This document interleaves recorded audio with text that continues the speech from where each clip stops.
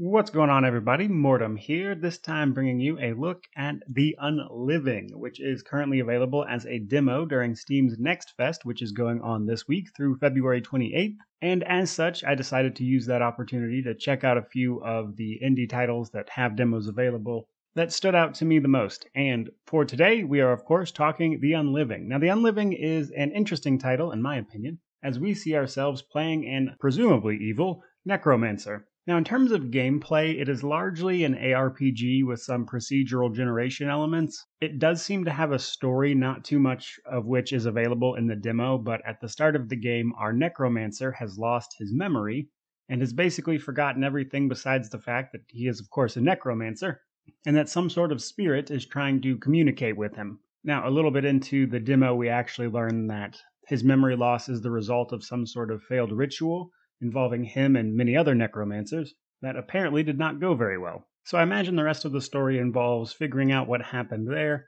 as well as unraveling some of the mysteries around your memory loss, etc. But the gameplay itself, again, is very similar to an ARPG with, again, some procedural or roguelite elements. You'll take on villagers, priests, archers, etc., just kind of general living peasant folk who will attack you and your undead minions, and after you clear each group of them, you will have the option to raise them as minions, which can, of course, lead to a small army that you can continue to use against the forces of good, I guess, or aliveness. Now, you have your standard ranged and melee attack, which will do some damage to get you started, but primarily, as you might imagine, your undead army is going to be doing a lot of the damage, and this is further done by sacrificing them, so you can sacrifice units, and depending on what type of unit it is, it will perform some sort of special as you sacrifice it. Now, this will cost you life force, which is the green bar below your health bar. Now, the basic units will just blow up and damage enemies around them, whereas archers will fire off a special shot. However, if you have an undead priest and you sacrifice it, it will instead heal your minions as well as you for a period of time. And you will actually definitely want to sacrifice your minions here and there because there is a Decay Mechanic, which means your undead will just slowly fall apart on their own.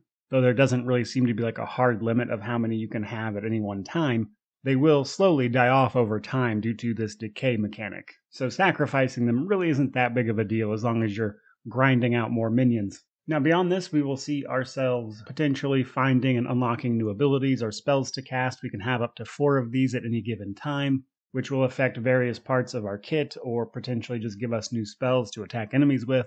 Some of these spells, for instance, can use blood that's fallen on the ground and turn that into an attack in some way, which overall is a lot of fun. Now, eventually, though, with this being an ARPG, you're bound to die. That said, death is pretty temporary for you, a necromancer, though the manner of your death and resurrection honestly leads me to believe that you might be more of a lich than a necromancer, as apparently there is a phylactery that is actually keeping you alive. But upon your death, you will be transported back to the Citadel, and currently the Citadel, which is like your home base, doesn't really seem to do much, though there is a lot of implied progress that you can see throughout, as well as potentially quests to take on, etc. But here in the demo, it didn't seem to be very functional. However, it would let you respawn back into the world and continue on your procedurally generated death machine way. Now, the game itself is apparently shooting for a launch in the first half of this year. However, I am not exactly sure on when that is going to be. And I think, moreover, it's actually supposed to be launching into early access, so not even the full game, which is pretty common for these indie titles. But they are planning on adding a bunch more of abilities, hopefully some more monster types. There was only like 4 or 5 that I saw. So my main takeaway is that the primary game loop is pretty fun, though there definitely needs to be a bit more variation here to really keep people interested for longer than like an hour or 2.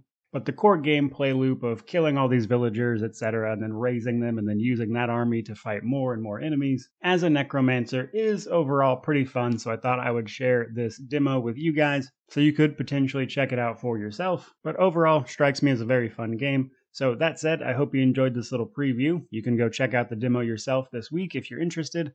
All of that said, though, truly, just thank you so much for watching. May you wander in wisdom and have an amazing day.